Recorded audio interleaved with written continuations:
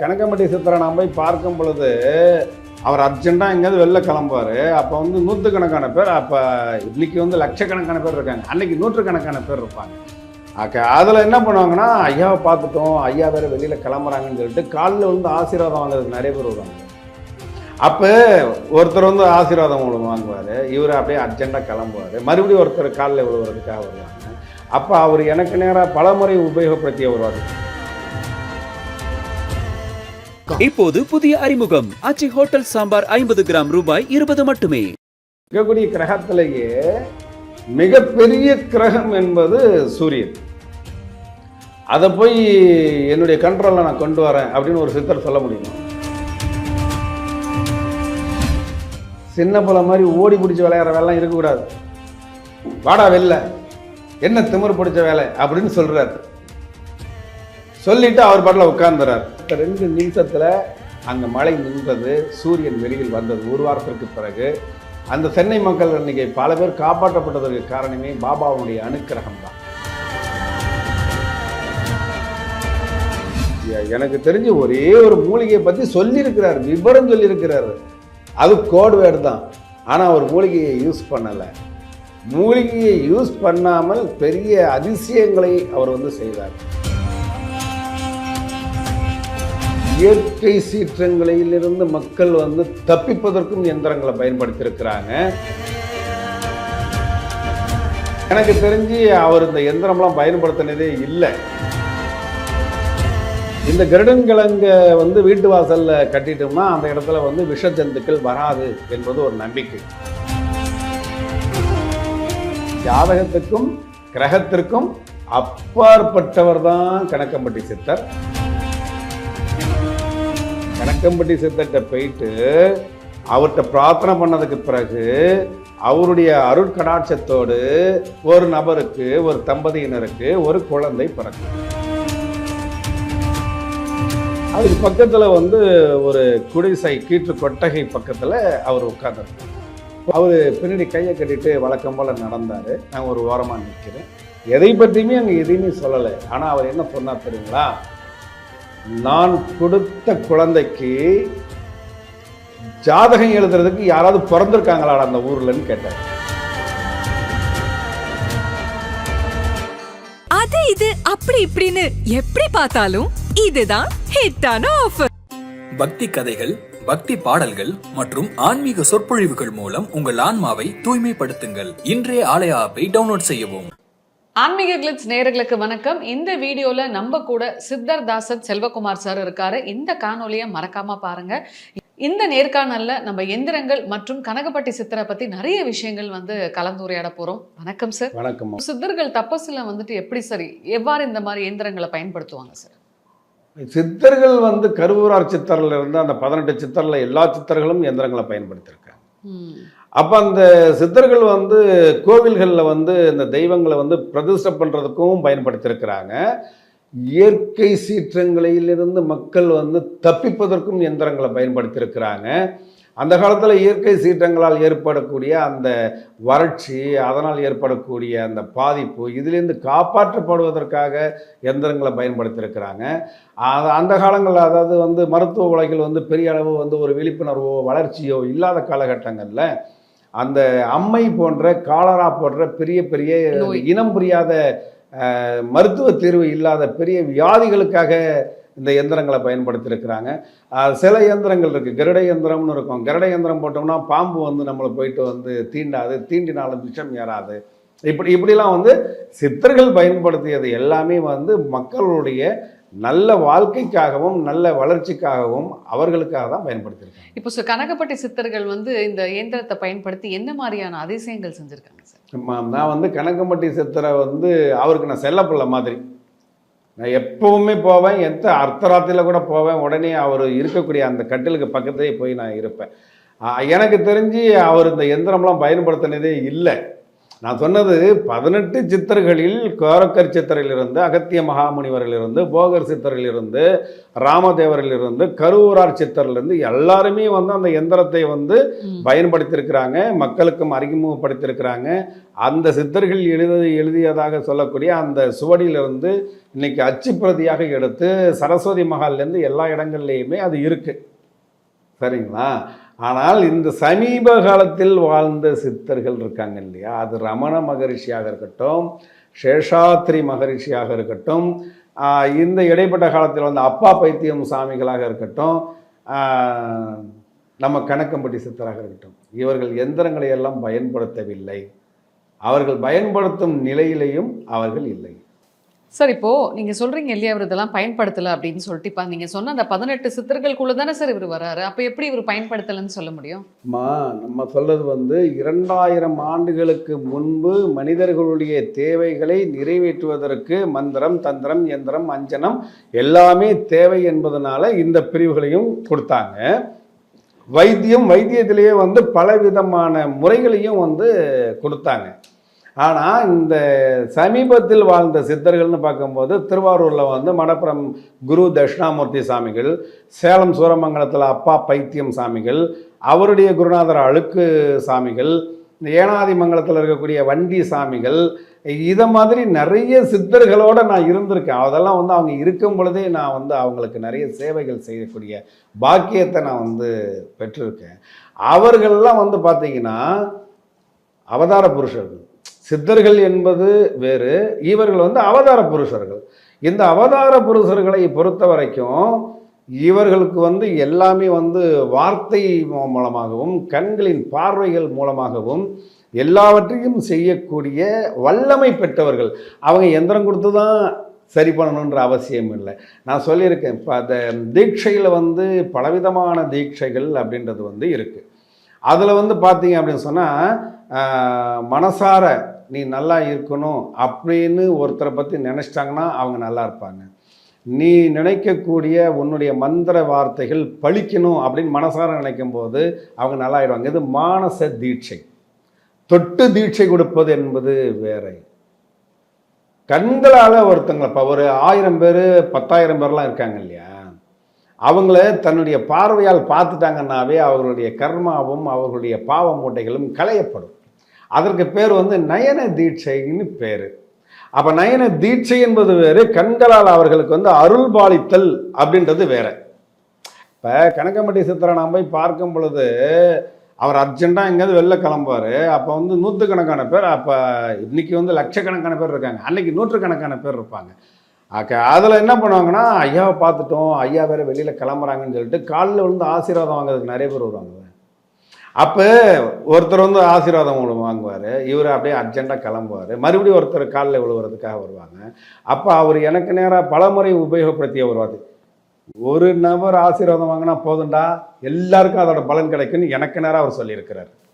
அப்போ என்ன அர்த்தம் அப்படின்னு கேட்டிங்கன்னா, மனசார நீங்கள் வர்றவங்கெல்லாம் நல்லா இருக்கட்டும், மானசமாக வந்து அருள் பாலிப்பது அப்படின்றது. இப்படிப்பட்ட சித்தர்கள் தான் வந்து சமீப காலத்தில் வாழ்ந்தவர்கள். அவங்களுக்கு வந்து தன்னுடைய வார்த்தையினால், பார்வையினால், தன்னுடைய மன வலிமையினால் அப்படி செஞ்சாவே அவங்களுக்கு நல்லது நடக்கக்கூடிய காலகட்டம். இதை நான் வந்து எப்படி சொல்லியிருக்கேன், சூரியன் என்பது ஒரு மிகப்பெரிய கிரகம். இருக்கக்கூடிய கிரகத்திலேயே மிகப்பெரிய கிரகம் என்பது சூரியன். அதை போய் என்னுடைய கண்ட்ரோலில் நான் கொண்டு வரேன் அப்படின்னு ஒரு சித்தர் சொல்ல முடியுமா? அது எப்படி சார்? அப்படி சொன்னால் நம்ம ஆளுங்க கமெண்ட் எப்படி வித்தியாசமாக போடுவானுங்க.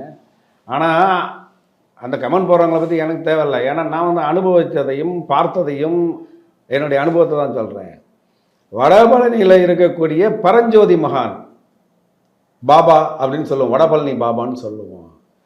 சென்னையில் வெள்ளம் பெருக்கெடுத்து ஓடுது, கிட்டத்தட்ட ஒரு 7 நாட்கள் மழை இடைவிடாமல் பெஞ்சிட்டே இருக்கு. அந்த இடைவிடாமல் மழை பெய்துகிட்டே இருக்கும் பொழுது பெருக்கெடுத்து ஓடிய வெள்ளம், மின்சாரமும் துண்டிக்கப்படுது. இந்த காலகட்டத்தில் புழலில் வந்து ஏரி வந்து உடைய போகுதுன்னு சொல்கிறாங்க. அப்போ பாபா கிட்ட போய் நாங்கள் கை கட்டிட்டு உட்காந்துட்டு இருக்கோம். அப்போ அங்கே இருக்கக்கூடிய அவருடைய பிரதான சேவகர் அவர் என்ன சொல்கிறாரு, பாபா நீ பாட்டில் இங்கே எப்படியே உட்காந்துட்டு இருக்கே பாபா, மக்கள்லாம் தவிக்கிறான் அப்படின்னு சொல்கிறாரு. அப்போ என்னடா ஆச்சு அப்படின்ற அவர் பேசலை, என்னடா ஆச்சு அப்படின்றத பார்வையால் கேட்குறாரு. அப்போ நாங்கள் சொல்கிறோம், பாபா ஒரு வாரமாக மழை பெஞ்சிட்டு இருக்கு, ஒரு 10 நிமிஷம் கூட நிற்கவே இல்லை, மக்கள் இயல்பு வாழ்க்கை முடக்கப்பட்டுருச்சு, பஸ்ஸு ஓடலை, கரண்ட்டு இல்லை, இப்போ புழல் வேற வந்து உடைய போகுதான், உடஞ்சிச்சுன்னா இந்த பகுதி எல்லாமே வெள்ளக்காடாக மாறி மக்கள் அழிஞ்சிருவாங்களே, இவ்வளோதான். அப்போ உடனே ஒரு பெரிய பிரம்மாண்டமாக ஹோமம் பண்ணுறது, உடனே எந்திரம் எழுதுறது, வர்ண பகவானை நிறுத்துவதற்காக அதெல்லாம் பண்ணல.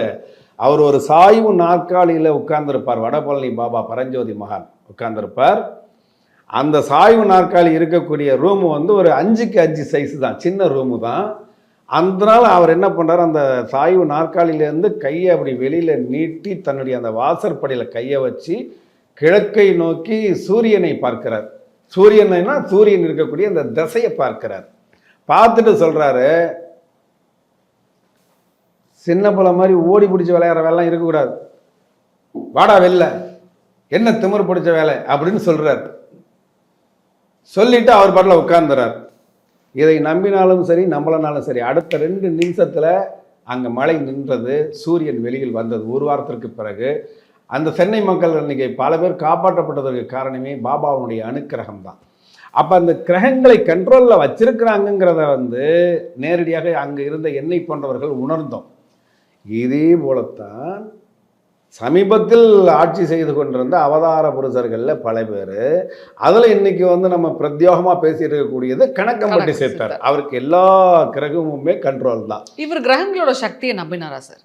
யாரு? நம்ம கணக்கம்பட்டி சேர்த்தாரு. கிரகங்கள் என்பது இருக்கு அப்படின்னாவே கிரகங்களுக்கு வந்து சக்தி இருக்கு அப்படின்றதும், அவர்களுக்குன்னு சில கிரக பணிகள் இருக்குன்றதும் அவர்களுக்கு தெரியும் இல்லையா? அப்ப அந்த சக்தியை அவர் வந்து நம்புறாரு. அப்படி நம்பினாலும் எந்த கிரகத்தினால் உனக்கு என்ன விதமான பாதிப்பு அப்படின்றத வந்து தெரிந்து கொண்டு அந்த கிரகத்திலிருந்து இவர்களை காப்பாற்றுவதற்கு உண்டான வேலையை ஆர்ப்பாட்டம் இல்லாமல் ஆரவாரம் இல்லாமல் தன்னுடைய மனக்கண்ணாலேயே அவர் செய்துட்டு அமைதியாக உட்கார்ந்துருப்பார். இதான் விஷயம். ஏன் சார் இப்போ பாம்பு இந்த மாதிரியான விஷ ஜந்துக்களோட இது வந்து தாக்கம் இல்லாமல் இருக்கிறதுக்கு, அது நடக்கிறதுக்கு கூட மூலிகை இருக்கா சார்? அதாவது கருடன் கிழங்கு அப்படின்னு ஒன்று இருக்கு. ஆகாச கருடன் கிழங்கு, ஆகாச கருடன் கிழங்குன்னு சொல்லுவாங்க. இந்த கருடன் கிழங்கை வந்து வீட்டு வாசல்ல கட்டிட்டோம்னா அந்த இடத்துல வந்து விஷ ஜந்துக்கள் வராது என்பது ஒரு நம்பிக்கை. அதே மாதிரி மயிலுடைய தோகை இருக்கக்கூடிய இடத்துல விஷ ஜந்துக்கள் வராது. குப்பை மேனி அப்படின்னு சொல்லுவோம் நம்ம கிராம பகுதியில். அந்த குப்பை மேனி என்கக்கூடிய அந்த மூலிகைக்கு பூனை வணங்கி அப்படின்னு ஒரு பேர் இருக்கு. அது இருக்கக்கூடிய இடத்துல, அதை இடத்துல வந்து சமையல் அறையில் போட்டோம்னா பூனை வராது. அதே மாதிரி பெருநெறிஞ்சல்னு ஒன்று இருக்குது, அந்த ரயில்வே ட்ராக் இருக்குல்ல, அந்த பகுதியில் விளையக்கூடிய ஒரு சின்ன மூலிகை. அதனுடைய பேர் வந்து பெருநெறிஞ்சல். அதற்கு இன்னொரு பேர் வந்து யானை வணங்கின்னு பேர். அது இருக்கக்கூடிய இடத்துக்கு யானை வராது. அப்போ மூலிகைகளால் இந்தந்த மூலிகைகள் இருக்கக்கூடிய இடத்திற்கு இந்தந்த விஷ ஜந்துக்கள் வராது அப்படின்றது இருக்குது. இந்த மலைப்பகுதியில் இருக்கக்கூடிய மலைவாழ் மக்கள் தான் என்ன பண்ணுவாங்க, அதனுடைய வேரெல்லாம் எடுத்து இடுப்பில் கட்டிட்டு போவாங்க. சில பேர் அந்த வேரை எடுத்து கையில் வச்சுட்டு போவாங்க. இந்த வாசனை பற்ற இடத்துங்களுக்கு பாம்பு போன்ற ஜந்துக்கள் வராது. இப்போ கணக்கம்பட்டி சித்தர் வந்து இந்த மூலிகையை யூஸ் பண்ணி பாம்புகளை கட்டுப்படுத்தியிருக்காரா சார்? ஆமாம், அவர் மூலிகையை யூஸ் பண்ணாருன்றது எனக்கு தெரிஞ்சு ஒரே ஒரு மூலிகையை பற்றி சொல்லியிருக்கிறார், விவரம் சொல்லியிருக்கிறாரு. அது கோட் வேர்டு தான். ஆனால் அவர் மூலிகையை யூஸ் பண்ணலை. மூலிகையை யூஸ் பண்ணாமல் பெரிய அதிசயங்களை அவர் வந்து செய்தார். அப்போ மூலிகையை பற்றி அவர் வந்து ஒரே ஒரு மூலிகையை பற்றி விவரம் வந்து கோட் வேர்டாக ஒரு வார்த்தையில் சொன்னார். அது என்ன சொன்னார் அப்படின்னு கேட்டிங்கன்னா, நீண்ட காலமாக ஒரு பெண்ணுக்கு குழந்தை இல்லை, அவங்க மருத்துவமனைக்கு போகிறாங்க. அங்கே போனவொடனே அந்த கர்ப்பப்பையை சுற்றி நிறைய வந்து நீர்க்கட்டிகள் இருக்கிறதா டாக்டர்ஸு சொல்லிடுறாங்க. அதை தவிர தைராய்டு இருக்குது அப்படின்றதையும் சொல்லிடுறாங்க. இதன் காரணமாக ஒரு 5 வருடத்திற்கு ட்ரீட்மெண்ட் எடுத்ததற்கு பிறகு தான் குழந்தை பிறக்குமா பிறக்காதான்றதே நாங்கள் சொல்லுவோம் அப்படின்றத டாக்டர்கள் சொல்லிடுறாங்க. இந்த பெண் என்ன பண்ணுறாங்க, கணக்கம்பட்டி சித்தர்கிட்ட போயிட்டு உட்காடுறாங்க. அப்படி கணக்கம்பட்டி சித்தர்கிட்ட போய் உட்கார்ந்ததுக்கு பிறகு அப்போ கணக்கம்பட்டி சித்தர் அர்ஜெண்டாக வந்து மதுரை போகிறதுக்கு கிளம்பிட்டு இருக்கிறார். அப்போ என்ன பண்ணாரு கேட்டிங்கன்னா, வந்தவங்களை வந்து பெண்களை மாரியம்மான்னு தான் கூப்பிடுவார், ஆண்களை சாமின்னு தான் கூப்பிடுவார். என்ன மாரியம்மா உனக்கு எந்த ஊர் அப்படின்னு கேட்டார். அவங்க நாங்கள் சென்னையிலேருந்து வரோம் அப்படின்னு சொன்னாங்க. அடுத்தது அவர் வந்து என்ன சொன்னார்னா, அவங்க தோழிகள் 2 பேர் தான் வந்திருந்தாங்க. ஒரு பெண்ணுக்கு குழந்தை பிறக்கணும், இன்னொரு பேருக்கு நிம்மதி வேணும். 2 பேர் சேர்ந்து வந்திருக்காங்க. என் கூட தான் வந்திருக்கிறாங்க, நான் அந்த இடத்துல நின்றுட்டு இருக்கேன். அப்போது என்ன சொல்கிறார் பதில் அப்படின்னு கேட்டிங்கன்னா, வீட்டில் இருக்கும்போது ஊர் கதையெல்லாம் பேசுவீங்கல்ல, இங்கே வந்து ஏன் வாயை மூடிட்டு உட்காந்துருக்கீங்க அப்படின்னு கேட்டுட்டு அடுத்தது சொல்கிறார், நீங்கள் அவங்க உட்கார்ந்துருந்தது ஒரு வேப்ப மரத்துக்கு பக்கத்தில் அவர் உட்கார சொன்ன இடம். அப்போ சொல்கிறாரு, நீ வீட்டில் எப்படி உபக்கதை ஊரு கதையெல்லாம் பேசுவியோ அதே மாதிரி உன்னுடைய வாயை திறந்து கதை பேசினாதான் இந்த வாய் அசைவில் இந்த வேப்ப மரத்து காற்று உன்னுடைய கர்ப்பப்பைக்கு போய் அங்கே இருக்கக்கூடிய நீர்க்கட்டியை சுத்தம் பண்ணி நீ அடுத்த வருஷம் அந்த குழந்தைய தூக்கிட்டு இங்கே வருவ, வாய் திறந்து பேசிக்கிட்டே இருன்னு சொல்லிட்டு இவர் பாட்டில் கிளம்பி மதுரை போயிட்டார். அப்போ இது எவ்வளோ பெரிய விஷயம். வேப்ப மரத்தினுடைய காற்றை வந்து சுவாசித்தால் வயிற்றில் இருக்கக்கூடிய விஷக்கிருமிகள் கொல்லப்படும் என்பதை ஒரு வார்த்தையில் சொல்கிறார். ஆனால் அந்த ஒரு முறை தான் அந்த மூலிகையை பற்றி அவர் அந்த விஷயத்திற்காக அந்த காரணத்திற்காக சொல்லியிருக்கிறார் தவிர மற்ற நேரங்களில் அவர் மூலிகையை பற்றியோ எதை பற்றியும் அவர் என்கிட்ட பேசினதே இல்லை. வேறு யாரும் வந்து இல்லைங்க அவர் மூலிகையெல்லாம் வச்சு இது பண்ண யாருமே சொல்ல முடியாது, அப்படி எதுவுமே இல்லை. ஆனால் நீங்கள் கேட்க வந்தது, இந்த போன்ற மூலிகைகளை வைத்து பாம்பு போன்ற விஷ ஜந்துக்களை அவர் கட்டுப்படுத்தி நீங்கள் பார்த்துருக்கீங்களா, அதை நீங்கள் கேட்க வந்தது. அதில் என்ன அப்படின்னு கேட்டிங்கன்னா, சென்னையிலிருந்து சுதாகர் அப்படின்ற பேரில் அவங்க ஒரு 3 நண்பர்களோடு சேர்ந்து போகிறாங்க. அவர் போகும்போது தீர முடியாத வயிற்று வலி, அது என்ன வயிற்று வலின்றதே அவருக்கு வந்து தெரியல.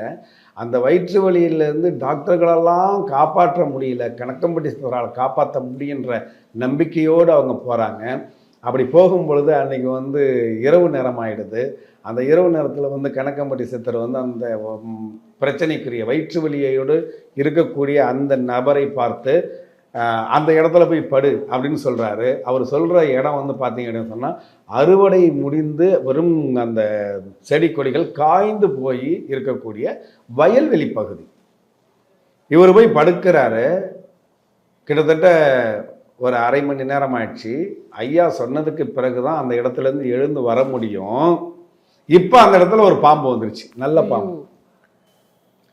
ஆனால் அந்த நல்ல பாம்பு வந்தது அவர் படுத்திருந்த இடத்துக்கு தலைக்கு நேரம் படம் எடுத்து நின்றுச்சே தவிர இவர் எதுவுமே செய்யலை.